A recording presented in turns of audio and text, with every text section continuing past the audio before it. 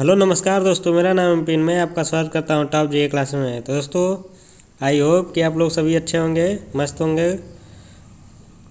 तो दोस्तों, 1000 GK GS की प्रश्नों की श्रृंखला में आपका स्वागत है। दोस्तों, आज इस श्रृंखला का दूसरा मॉक टेस्ट है दोस्तों, जिसमें 25 क्वेश्चन होंगे और 25 क्वेश्चन में आपको आंसर देना है दोस्तों। और ये जो टेस्ट सीरीज है वो एसएससी जीडी के लिए, एनटीपीसी सीबीटी 2 के लिए, रेलवे ग्रुप डी के लिए और अदर भी जितने भी एग्ज़ाम होंगे उनके लिए बहुत ही हेल्पफुल साबित होने वाला है। तो दोस्तों, यहाँ से आपके परीक्षा में प्रश्न देखने को ही मिलेंगे। तो दोस्तों, आप लोग मुझसे जुड़ के अपनी तैयारी को मजबूत कर सकते हैं। और दोस्तों, यहाँ पे जो भी क्वेश्चन होगा वो दोस्तों पूरा फुल एनालिसिस के साथ होगा। और ये जो मेरी वीडियो है वो सुबह 10 बजे आएगा। तो दोस्तों, आप लोग मेरे साथ जुड़ना ना भूलें। तो चलिए दोस्तों, आगे हम लोग देख लेते हैं। नेक्स्ट है दोस्तों मोटिवेशन कोट। तो दोस्तों, मोटिवेशन कोट क्या है?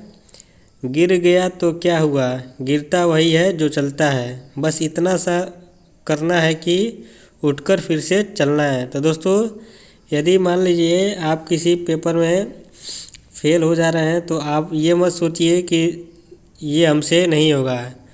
आप उससे सबक लीजिए कि हाँ, मेरी क्या गलती थी कि मैं इस बार फेल हो गया।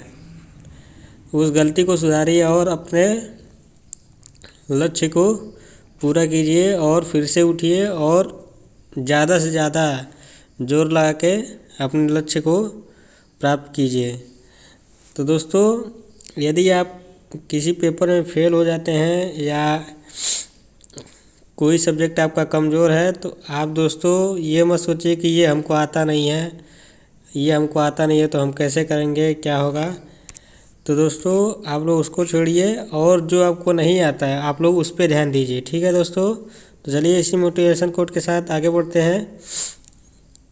तो दोस्तों, इस प्रैक्टिस सेट में आगे बढ़ने से पहले मैं आपको बता दूं कि मैं आपको हर प्रश्न पे 10 सेकंड का समय दूंगा। आप लोग इसका जो आंसर है प्रश्न का आप लोग 10 सेकंड में बताएंगे कमेंट बॉक्स में। तो चलिए दोस्तों, पहला क्वेश्चन शुरू करते हैं। पहला क्वेश्चन है अपना, निम्नलिखित में से कौन संविधान सभा के अस्थायी अध्यक्ष बनाए गए थे? तो दोस्तों, आपका टाइमर शुरू होता है। अब आंसर दीजिए कमेंट बॉक्स में।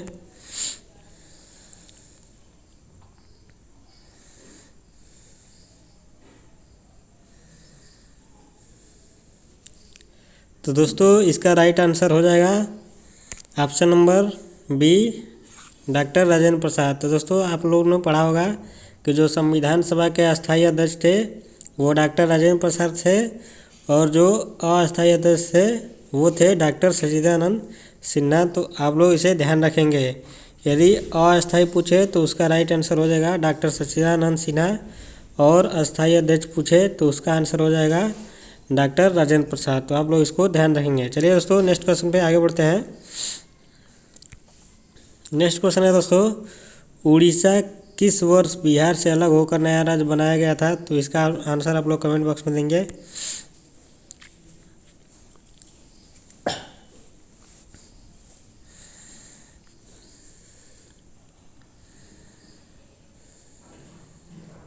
तो दोस्तों, इसका राइट आंसर है ऑप्शन नंबर ए, 1936। तो दोस्तों, ध्यान रखेंगे, जो उड़ीसा राज्य है वो बिहार से 1936 में अलग होकर नया राज्य बनाया गया था। तो आप लोग इसका ध्यान रखेंगे। और चलिए दोस्तों, इससे रिलेटेड क्वेश्चन देख लेते हैं।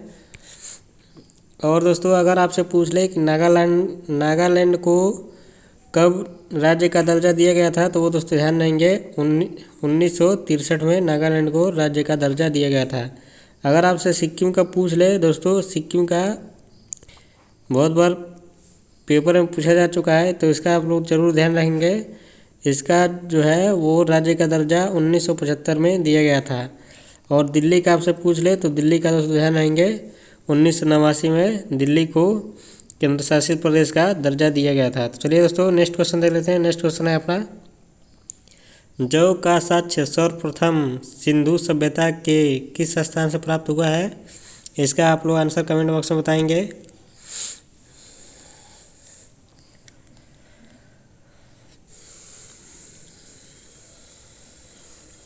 तो दोस्तों इसका राइट आंसर हो जाएगा ऑप्शन नंबर सी, बनावली। तो दोस्तों जो सिंधु सभ्यता का जो बनावली स्थान है वहाँ से सर्वप्रथम जौ का साक्ष्य मिला है। तो दोस्तों ये भी ध्यान रखेंगे जो मनुष्यों का पहला अनाज का जो भोजन था वो भी ध्यान रखेंगे दोस्तों, कौन सा था अनाज जो इनके द्वारा बोया या खाया गया, तो वो दोस्तों ध्यान रखेंगे जौ ही पहला अनाज था जो मनुष्यों के द्वारा बोया या खाया गया था। तो आप लोग इसको ध्यान रखेंगे।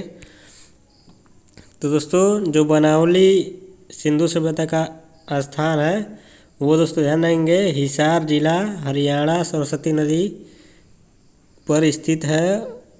और दोस्तों यह जो है यहाँ से बनावली से दोस्तों मानव द्वारा प्रयुक्त प्रथम अनाज का साक्ष्य भी कहाँ से मिलता है दोस्तों, बनावली से ही मिलता है। तो आप लोग इसको ध्यान रखेंगे। और दोस्तों लोथल के बारे में ध्यान रखेंगे दोस्तों, लोथल के बारे में अक्सर क्वेश्चन पूछता है दोस्तों कि लोथल किस नदी के किनारे बसा हुआ था। तो वो दोस्तों ध्यान रखेंगे भोगवा नदी के किनारे बसा हुआ था। ये आप लोग जरूर ध्यान रखेंगे दोस्तों। और ये भी ध्यान रखेंगे दोस्तों जो लोथल है वो वर्तमान में कहाँ पे है, तो वो दोस्तों ध्यान रखेंगे अहमदाबाद गुजरात में है। ये आप लोग ध्यान रखेंगे। चलिए दोस्तों नेक्स्ट क्वेश्चन देख लेते हैं। नेक्स्ट क्वेश्चन है 2020 टोक्यो पैरा ओलंपिक का मोटो क्या है। तो ये दोस्तों कमेंट बॉक्स में मेंशन देंगे।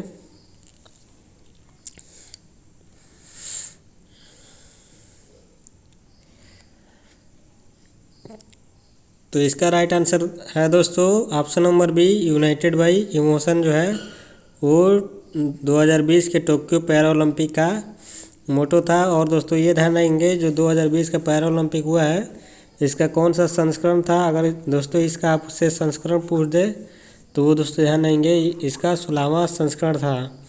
अगर आपसे पूछ ले दोस्तों कि टोक्यो पैरा ओलंपिक में जो प्रारंभ में ध्वजवाहक थे वो कौन थे, तो वो दोस्तों ध्यान रखेंगे प्रारंभ में ध्वजवाहक थे टेक चंद।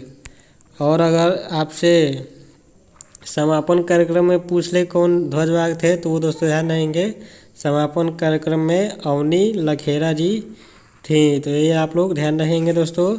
और दोस्तों ध्यान रखेंगे अवनी लखेरा का संबंध किस खेल से है, तो ये दोस्तों ध्यान रखेंगे ये शूटिंग की खिलाड़ी हैं।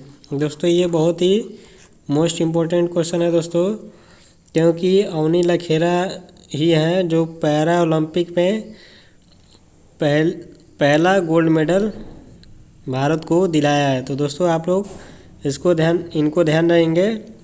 चलिए दोस्तों नेक्स्ट क्वेश्चन देख लेते हैं। नेक्स्ट क्वेश्चन है चिनाब नदी को वेदों में किस अन्य नाम से जाना जाता है, यानी कि उसका पुराना नाम क्या था। आप लोग इसका आंसर कमेंट बॉक्स में देंगे।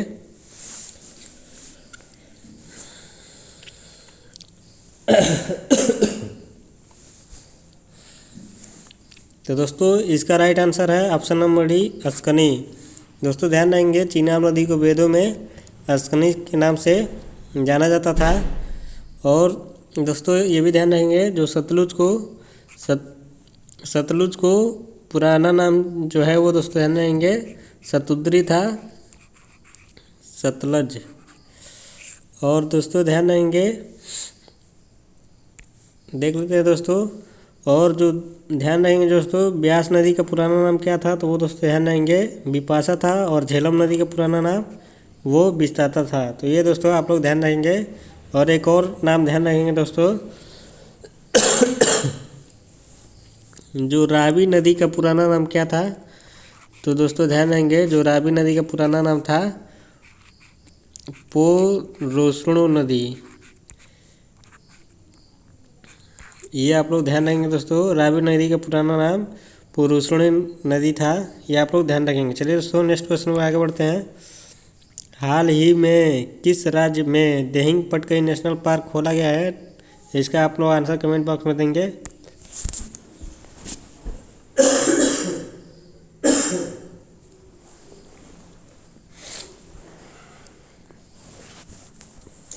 तो दोस्तों इसका राइट आंसर है ऑप्शन नंबर सी, असम में दोस्तों ध्यान रखेंगे दोस्तों नया दिहिंग पटकाई नेशनल पार्क खोला गया है। आप लोग ये ध्यान रखेंगे। और दोस्तों ये भी ध्यान रखेंगे असम में जो है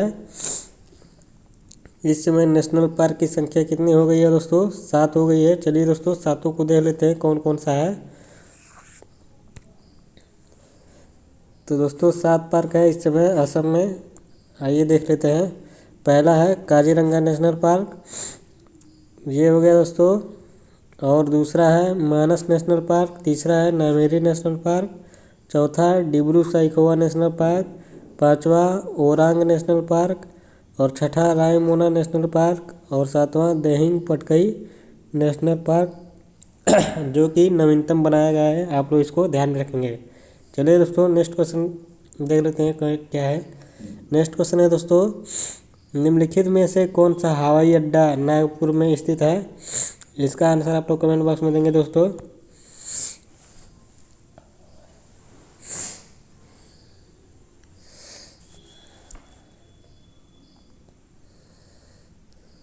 तो दोस्तों इसका राइट आंसर हो जाएगा, जो नागपुर में हवाई अड्डा है उसका नाम दोस्तों डॉक्टर भीमराव अंबेडकर हवाई अड्डा है। आप लोग इसको ध्यान रखेंगे। और दोस्तों ध्यान रखेंगे, जो सुभाष चंद्र बोस हवाई अड्डा है वो कहाँ है? वो है दोस्तों कोलकाता में। कहाँ है दोस्तों? कोलकाता में। और दोस्तों लाल बहादुर शास्त्री हवाई अड्डा कहाँ है? तो ये दोस्तों ध्यान रखेंगे, ये वाराणसी में ये दोस्तों है लाल बहादुर शास्त्री हवाई अड्डा। और दोस्तों इंदिरा गांधी हवाई अड्डा ये है दोस्तों दिल्ली में। आप लोग इसको ध्यान रखेंगे।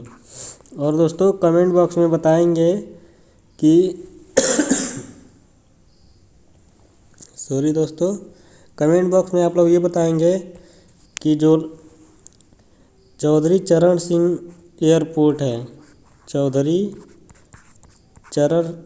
चरण सिंह जो एयरपोर्ट है वो कहाँ पर स्थित है, ये आप लोग कमेंट बॉक्स में बताएंगे दोस्तों। चलिए दोस्तों नेक्स्ट क्वेश्चन देख लेते हैं। किस अनुच्छेद के तहत राष्ट्रपति प्रधानमंत्री की नियुक्ति करता है? इसका आंसर आप लोग कमेंट बॉक्स में बताएंगे दोस्तों। और दोस्तों यदि हमारी वीडियो आपको पसंद आ रही है तो प्लीज़ लाइक और शेयर कर दीजिएगा अपने दोस्तों के पास। और यदि हमारे चैनल पे आप नए हैं तो सब्सक्राइब भी कर लीजिएगा, और लेटेस्ट अपडेट के लिए बेल आइकन को प्रेस कर लीजिएगा। चलिए दोस्तों 8वें क्वेश्चन का जो राइट आंसर हो जाएगा वो है दोस्तों ऑप्शन नंबर ए, अनुच्छेद 75 में जो है दोस्तों जो राष्ट्रपति है वो सदन के बहुमत दल के नेता को पीएम यानी कि प्राइम मिनिस्टर नियुक्त करता है। आप लोग इसको ध्यान रखेंगे। और अनुच्छेद 72 में क्या है दोस्तों? राष्ट्रपति के पास क्षमादान का अधिकार है, अनुच्छेद 72 में जो है दिया गया है। और अनुच्छेद 52 में क्या है? तो दोस्तों ध्यान रखेंगे, भारत का एक राष्ट्रपति होगा, ये अनुच्छेद 52 में कहा गया है। और अनुच्छेद जो 79 है इसमें क्या है दोस्तों? तो ये ध्यान रखेंगे, अनुच्छेद 79 में संसद के बारे में दिया गया है, तो ये आप लोग ध्यान रखेंगे। चलिए दोस्तों नेक्स्ट क्वेश्चन देख लेते हैं। ये जो मैंने बताया दोस्तों वही है, आप लोग इसको देख लीजिएगा। नेक्स्ट क्वेश्चन है दोस्तों, लवलीना बोरगोहन का संबंध किस खेल से है? आंसर दीजिएगा दोस्तों।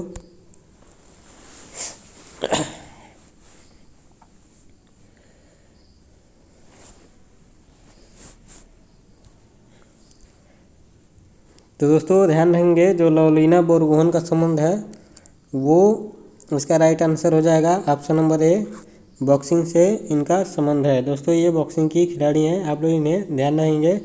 और ध्यान रखेंगे दोस्तों, ये 2020 के ओलंपिक में कांस्य पदक जीती हैं। तो दोस्तों आप लोग ये ज़रूर ध्यान रखेंगे कि लवलीना बोरगोहन का संबंध बॉक्सिंग से है। इन्होंने 2020 के ओलंपिक में कांस्य पदक जीता है, इसको आप लोग ध्यान रखेंगे। चलिए दोस्तों नेक्स्ट क्वेश्चन देख लेते हैं।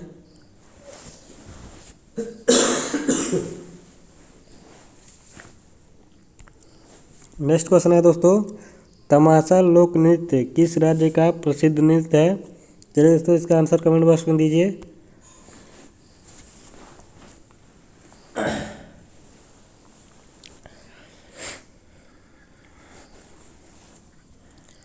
तो दोस्तों इसका राइट आंसर है ऑप्शन नंबर बी, महाराष्ट्र। तो दोस्तों ध्यान रहेंगे, जो तमाशा लोक नृत्य है वो महाराष्ट्र का लोक नृत्य है।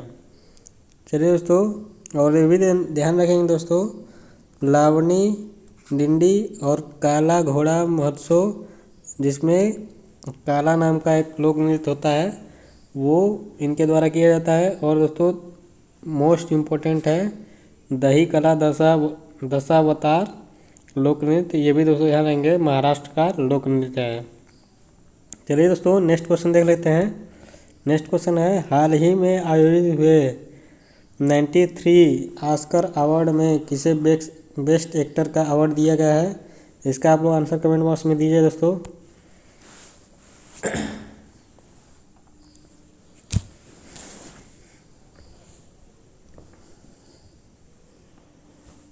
तो दोस्तों इसका राइट आंसर है option number A, Anthony Hopkins को बेस्ट एक्टर का अवार्ड दिया गया है। चलिए दोस्तों, और दोस्तों ध्यान रहेंगे, इस बार बेस्ट एक्ट्रेस का अवार्ड किसे दिया गया है? तो वो दोस्तों ध्यान रहेंगे फ्रांसिस मैकडोरमेंड को दिया गया है इस बार बेस्ट एक्ट्रेस के लिए। और दोस्तों ये भी ध्यान रहेंगे, एंथोनी हॉपकिंस को किस फिल्म के लिए दिया गया है? तो ये दोस्तों ध्यान रहेंगे द फादर फिल्म के लिए इन्हें इस बार का बेस्ट एक्टर का अवार्ड दिया गया है। तो आप लोग इसे ध्यान रखेंगे। चलिए दोस्तों, और दोस्तों यहाँ पे देख लीजिए, जो बेस्ट फिल्म का अवार्ड है वो नोमैडलैंड को दिया गया है।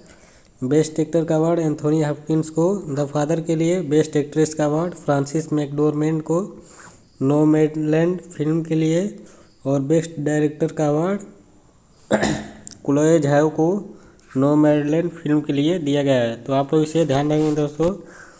इस बार इसमें से एक प्रश्न देखने को आपको परीक्षा में जरूर मिल जाएंगे दोस्तों, तो आप लोग इसे ध्यान रखेंगे। चलिए दोस्तों नेक्स्ट क्वेश्चन देख लेते हैं। नेक्स्ट क्वेश्चन है, ग्लूकोमा रोग का संबंध मनुष्य के किस अंग से है? आप लोग इसका आंसर कमेंट बॉक्स में देंगे।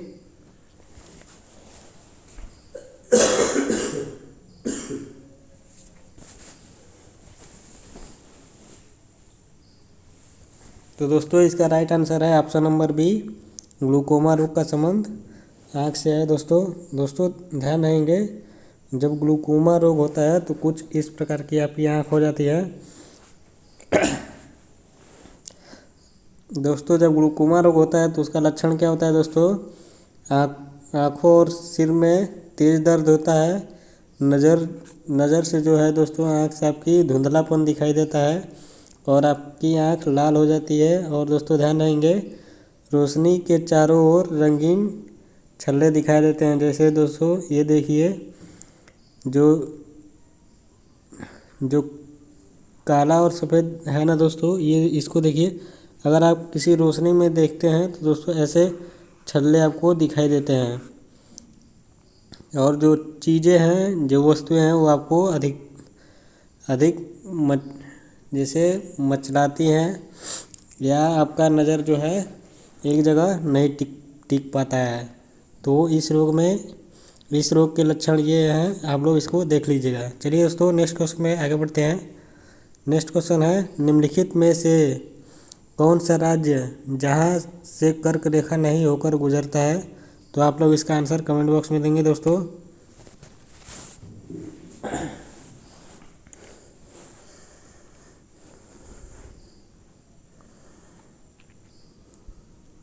तो दोस्तों इसका राइट आंसर है ऑप्शन नंबर बी, असम।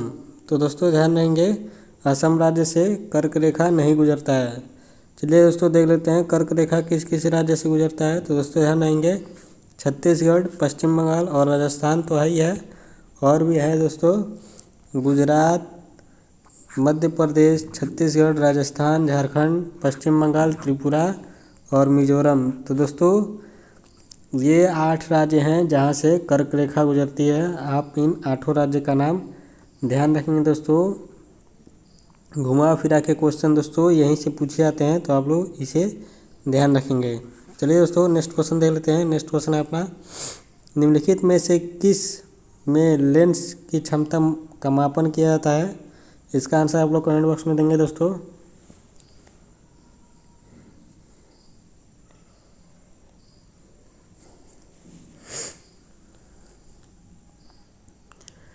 तो जिसने भी दोस्तों ऑप्शन नंबर सी ऑप्शन दिया है उनका दोस्तों बिल्कुल सही है। जो लेंस की क्षमता का मापन किया जाता है वो दोस्तों ध्यान रहेंगे डायोप्टर में किया जाता है। और दोस्तों ध्यान रहेंगे हेनरी किसका मात्रक है, तो ये दोस्तों ध्यान रखेंगे इंडक्टेंस का मात्रक है।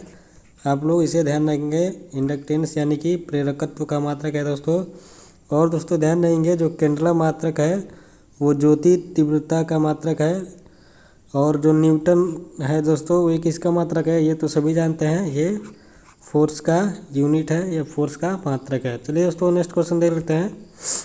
नेक्स्ट क्वेश्चन है दोस्तों, इंडिया स्ट्रगल किसकी पुस्तक है, इसका आंसर देंगे दोस्तों।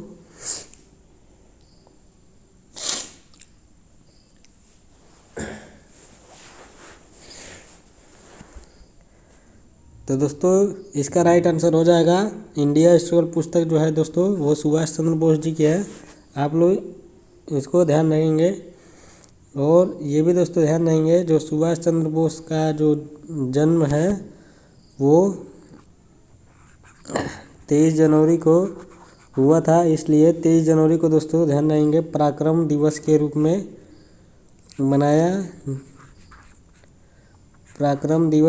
मनाया जा रहा है। तो आप लोग इसको ध्यान रखेंगे।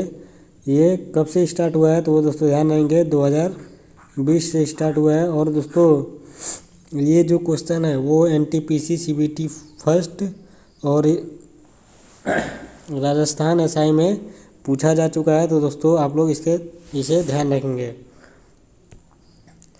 और दोस्तों ध्यान रखेंगे दोस्तों इनका जो जन्म हुआ था वो कटक उड़ीसा में हुआ था। आप लोग इसे ध्यान रखेंगे दोस्तों।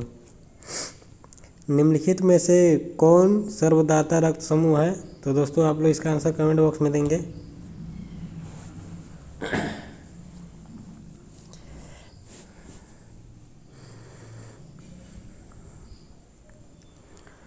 तो दोस्तों इसका राइट आंसर हो जाएगा ऑप्शन नंबर ए, वो जो है वो सर्वदाता रक्त समूह है। और अगर आपसे पूछ ले सर्वग्राही रक्त समूह कौन सा है, तो वो दोस्तों ध्यान रहेंगे ये भी जो है वो सर्वग्राही रक्त समूह है। दोस्तों अभी तो ऑप्शन में ऐसे नहीं दिया है, अगर आपसे ऑप्शन में अगर पूछ ले कि ओ पॉजिटिव सर्वदाता है या ओ निगेटिव सर्वदाता है, तो आप लोग क्या आंसर देंगे कमेंट बॉक्स में बताएंगे दोस्तों। अभी इसके बारे में हम नेक्स्ट अगला चर्चा करेंगे दोस्तों।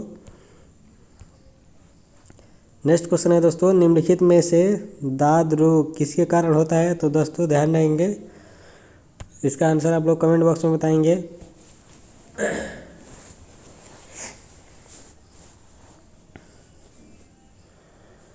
तो दोस्तों इसका राइट आंसर हो जाएगा फंगस के कारण दोस्तों ध्यान रहेंगे दाद रोग होता है। चलिए दोस्तों इसको हम ट्रिक से देखेंगे कि फंगस से कौन कौन से रोग होते हैं। तो दोस्तों ध्यान रखेंगे इसका जो ट्रिक है वो है ये दाद खाद। तो दोस्तों बस आपको इतना सा ध्यान रखना है कि दोस्तों फंगस से कौन कौन से रोग होते हैं, इससे आपको सारा क्लियर हो जाएगा। तो चलिए दोस्तों देख लेते हैं। ए से आपका बना एक्जिमा, दा से बना दाद, द से बना दम्मा, और ख से बना खुजली, और ग से बना गंजापन। तो दोस्तों आप लोग बस इतना सा याद रख के आप लोग फंगस से होने वाली बीमारियों का नाम ध्यान रख सकते हैं। तो दोस्तों ए से बना एक्जिमा, दाद, दम्मा, खुजली, गंजापन। तो दोस्तों ये सारे रोग फंगस के कारण होते हैं, तो आप लोग इसे ध्यान रखेंगे। चलिए दोस्तों नेक्स्ट क्वेश्चन देख लेते हैं। नेक्स्ट क्वेश्चन बढ़ने से पहले दोस्तों पिछले क्वेश्चन का आंसर जान लेते हैं। जो पिछला क्वेश्चन है तो दोस्तों ध्यान रहेंगे, अगर आपको ऑप्शन में ऐसे दे दिया तो ध्यान रखेंगे दोस्तों जो सर्वदाता रक्त समूह होता है वो ओ निगेटिव होता है। तो दोस्तों इसका राइट आंसर ओ निगेटिव हो जाएगा अगर ऐसे करके दे दिए तो। अगर आपसे पूछ ले सर्वग्राही रक्त समूह कौन सा है, तो वो दोस्तों ध्यान रखेंगे अगर आपको पॉजिटिव निगेटिव दे दे तो ध्यान रखेंगे दोस्तों जो सर्वग्राही रक्त समूह है वो AB पॉजिटिव है। तो दोस्तों आप लोग इसको ध्यान रखेंगे। चलिए दोस्तों नेक्स्ट क्वेश्चन पे बढ़ते हैं। नेक्स्ट क्वेश्चन है अपना साइमन कमीशन का गठन कब किया गया था, इसका आंसर आप लोग कमेंट बॉक्स में देंगे दोस्तों। टाइमर शुरू करते हैं। और दोस्तों वीडियो को लाइक करते हुए चलिए और अपने यार दोस्तों के पास शेयर कर दीजिए ताकि उनका भी पेपर में हेल्प हो सके। चलिए दोस्तों, इसका राइट आंसर है 1927। तो दोस्तों ध्यान देंगे, जो साइमन कमीशन का गठन किया गया था वो 1927 में किया गया था।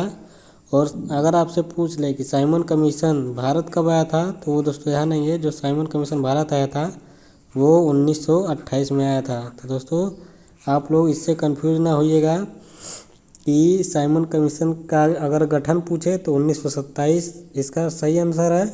अगर भारत कब आया था ऐसा पूछे तो उसका आंसर राइट आंसर हो जाएगा 1928। तो आप लोग इसे ध्यान रखेंगे। चलिए दोस्तों, नेक्स्ट क्वेश्चन है, नेक्स्ट क्वेश्चन पे चलते हैं दोस्तों। नेक्स्ट क्वेश्चन है दोस्तों, निम्नलिखित में से किस अनुच्छेद में ग्राम पंचायतों के गठन के बारे में दिया गया है? तो इसका आंसर आप लोग कमेंट बॉक्स में बताएंगे दोस्तों।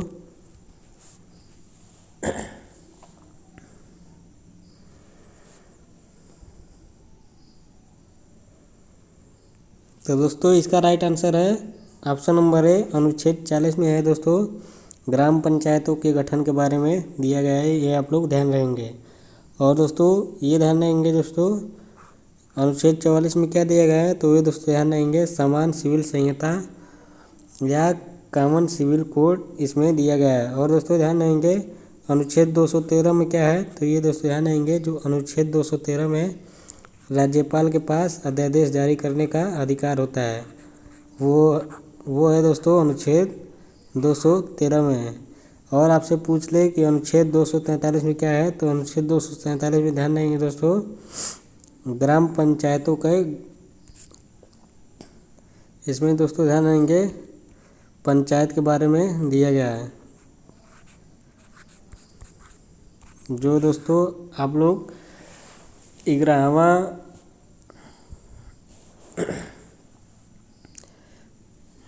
जो दोस्तों 73वां जो संविधान संशोधन हुआ था पंचायती राज के बारे में, वो दोस्तों ध्यान रहेंगे अनुच्छेद 243 में दिया गया है। सॉरी दोस्तों, हाँ ठीक है। चलिए दोस्तों नेक्स्ट क्वेश्चन पे आगे बढ़ते हैं। नेक्स्ट क्वेश्चन है दोस्तों, ये दोस्तों ध्यान रहेंगे अनुच्छेद 243 में क्या है, ग्राम पंचायतों या ग्राम पंचायत जो पंचायत राज्य समिति है, जो बलवंत राय मेहता समिति की सिफारिश पे आया था, तो वो दोस्तों ध्यान देंगे वो है ग्राम पंचायती राज से संबंधित है, अनुच्छेद 213। चलिए दोस्तों नेक्स्ट क्वेश्चन पे, नेक्स्ट क्वेश्चन है अपना, निम्नलिखित में से किस बैंक को बैंक ऑफ बड़ौदा में शामिल नहीं किया गया है या मर्ज नहीं किया गया है? इसका आंसर आप लोग कमेंट बॉक्स में देंगे दोस्तों।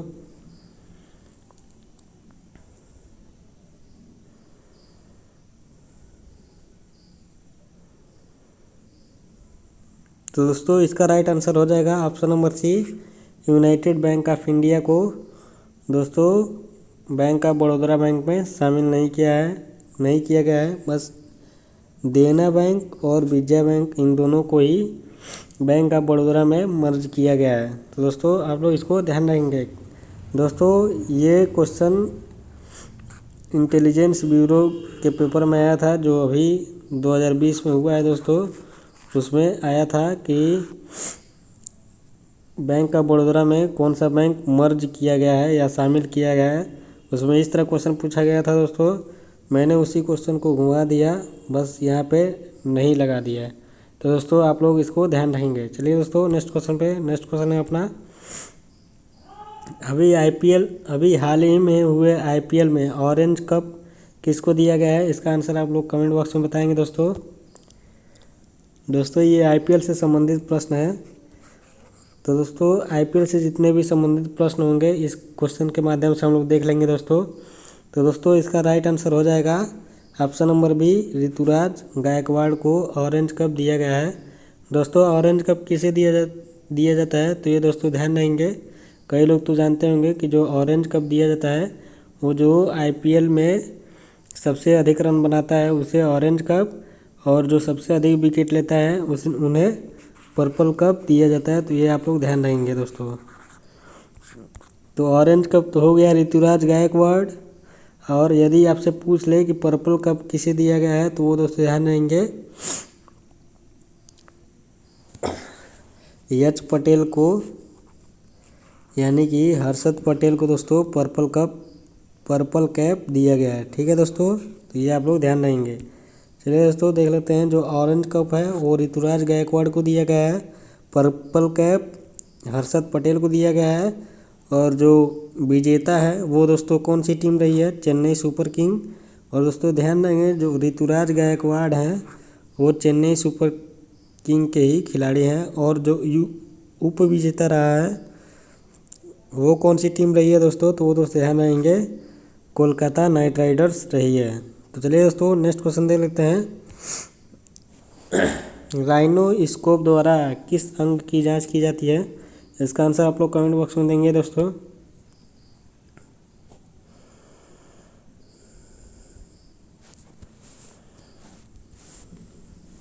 तो दोस्तों इसका राइट आंसर है ऑप्शन नंबर बी, नाक। तो दोस्तों राइनो स्कोप के द्वारा नाक की जांच की जाती है। इससे जो नाक से संबंधित बीमारियां हैं दोस्तों वो राइनो स्कोप के द्वारा जांच की जाती हैं। आप लोग इसको ध्यान रखेंगे। चलिए दोस्तों नेक्स्ट क्वेश्चन पे आगे बढ़ते हैं दोस्तों। निम्नलिखित में से किस अंग्रेज ने कानपुर का विद्रोह दबाया था। तो आप लोग इसका आंसर कमेंट बॉक्स में देंगे दोस्तों।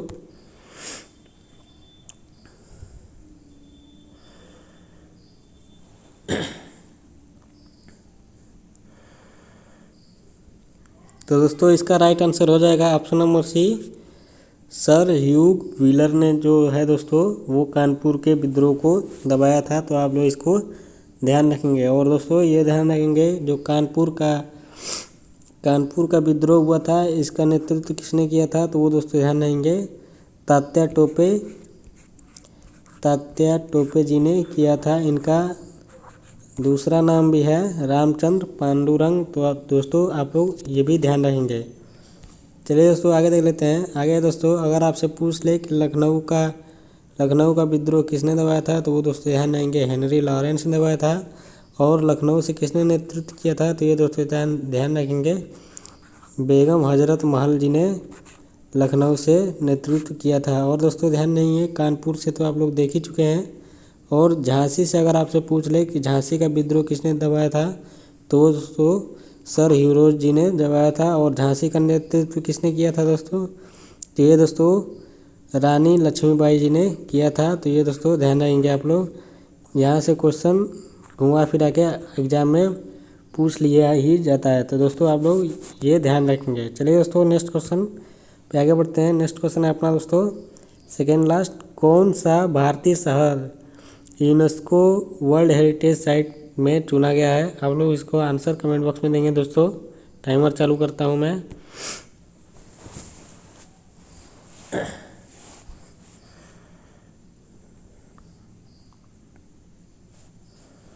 तो दोस्तों इसका राइट आंसर है ऑप्शन नंबर सी, अहमदाबाद। तो दोस्तों ध्यान रहेंगे जो यूनेस्को वर्ल्ड हेरिटेज साइट में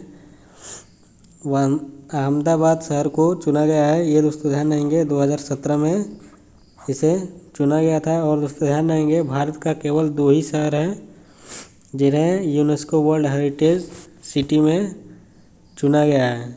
तो दोस्तों पहला तो ये हो गया।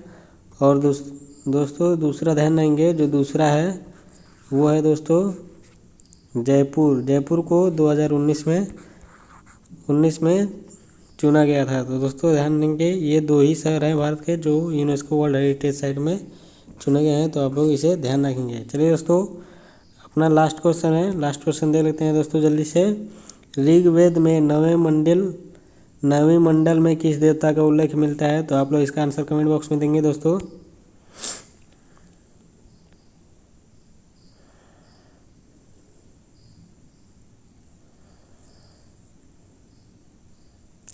तो दोस्तों इसका राइट आंसर हो जाएगा ऑप्शन नंबर सी, सोम देवता। तो दोस्तों ध्यान रहेंगे जो 9वें मंडल में किस देवता का उल्लेख मिलता है। तो दोस्तों ध्यान रहेंगे सोम देवता का उल्लेख मिलता है। और दोस्तों ध्यान रहेंगे ऋग्वेद के 3रे मंडल में गायत्री मंत्र का उल्लेख मिलता है, गायत्री मंत्र। और दोस्तों ध्यान रहेंगे जो ऋग्वेद से जो औषधि के बारे में जो जानकारी मिलती है वो दोस्तों ध्यान रहेंगे 10वें मंडल से औषधि के बारे में जानकारी मिलती है। ये भी दोस्तों आप लोग ध्यान रखेंगे। तो चलिए दोस्तों अगला देख लेते हैं। ये दोस्तों मैंने आपको बता दिया है तीसरा मंडल में और 9वें मंडल में, और जो दोस्तों जो 10वां मंडल है वो भी मैंने आपको बता दिया है। तो आप लोग इसको ध्यान रखेंगे दोस्तों। यहाँ से पेपर में प्रश्न पूछ लिए जाएंगे। अगर आपसे इसमें से प्रश्न पूछ लिए जाते हैं दोस्तों तो आप लोग इसमें से बिल्कुल सही करके आइएगा, छोड़िएगा मत। चलिए दोस्तों नेक्स्ट देख लेते हैं। नेक्स्ट है दोस्तों, मेरा एक सुबह 5 बजे वीडियो आता है दोस्तों, 5:30 बजे दोस्तों, सॉरी, जीके जीएस का, जो कि 1 मिनट में दोस्तों मैं आपको 10 क्वेश्चन कराता हूँ, जो कि दोस्तों PYQ बेस्ड होता है। और दोस्तों आप इस 1 मिनट या 1.5 मिनट का जो वीडियो होता है दोस्तों, ज़्यादा बड़ा वीडियो नहीं होता है। अगर आप इसे देख लेते हैं तो आपका जो 10 क्वेश्चन है दोस्तों वो आपका रिवाइज हो जाता है। और दोस्तों यदि आप इस क्लास को मत छोड़िए दोस्तों, क्योंकि ये 1 मिनट का वीडियो है दोस्तों, 1 से 1.5 मिनट का ये है। इस वीडियो को देखने से फ़ायदा बहुत है दोस्तों, क्योंकि मैं इसमें जो क्वेश्चन पेपर में आएंगे जिसकी संभावना है, मैं वही क्वेश्चन इसमें डालता हूँ, और जो आप पढ़ रहे हैं उसका रिवीजन भी इसके माध्यम से हो जाएगा। अगर आप इस वीडियो को अगर 30 दिनों तक देख लेते हैं तो दोस्तों ध्यान रहेंगे, 30 दिनों तक देखने का मतलब दोस्तों आपका जो है 300 क्वेश्चन रिवाइज हो जाएगा। तो आप लोग इस वीडियो को ना छोड़े दोस्तों, आप इस वीडियो को ज़रूर देखें। चलिए दोस्तों, थैंक्स फॉर वाचिंग दोस्तों। यदि हमारी वीडियो पसंद आए तो लाइक करें दोस्तों, शेयर करें, और यदि हमारे चैनल पर नए हैं तो सब्सक्राइब भी कर लें दोस्तों, और बेल आइकन भी दबा दें। तो थैंक्स फॉर वाचिंग दोस्तों।